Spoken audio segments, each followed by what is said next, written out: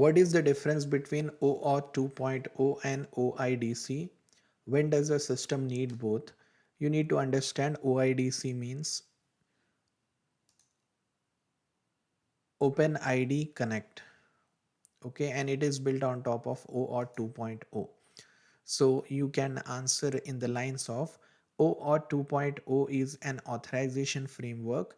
It issues access tokens that grant permission to the resources. It does not tell you who the user is. OIDC is an identity layer on top of OAuth 2.0. It adds the ID underscore token, a signed JWT that contains identity claims like sub, email, and name. A system needs both when it needs to know the user, who the user is through OpenID Connect, and control what they can access across APIs or 2.0. So basically what resources you are authorized to access.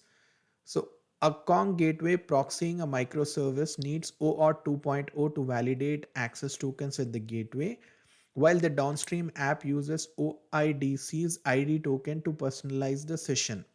Now, to reiterate, OpenID Connect or OIDC is a way for apps to securely check who you are when you log in. It builds on top of OAuth 2.0, but instead of just letting an app access your data, it also tells the app this is the real user.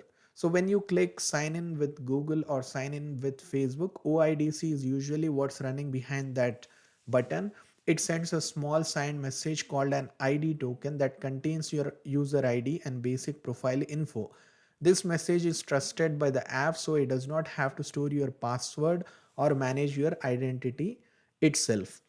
So, to reiterate, OpenID Connect or OIDC is an identity layer built on top of OAuth 2.0 that standardizes how clients verify user identity and obtain basic profile information. It extends OAuth 2.0 by introducing an ID token in addition to the access token, where the ID token is a signed JWT containing claims like sub, ISS, odd, exp, and optional profile claims such as email or name.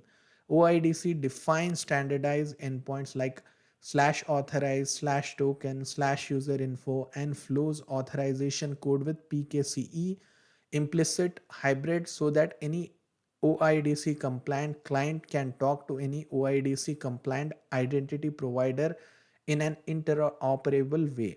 From a security perspective, OIDC shifts credential handling to a trusted IDP, reduces the need for local password storage, and is commonly used in SSO and federation scenarios. In an interview, you could say that OIDC plus OR 2.0 plus a standardized way to authenticate users and exchange identity claims through ID tokens.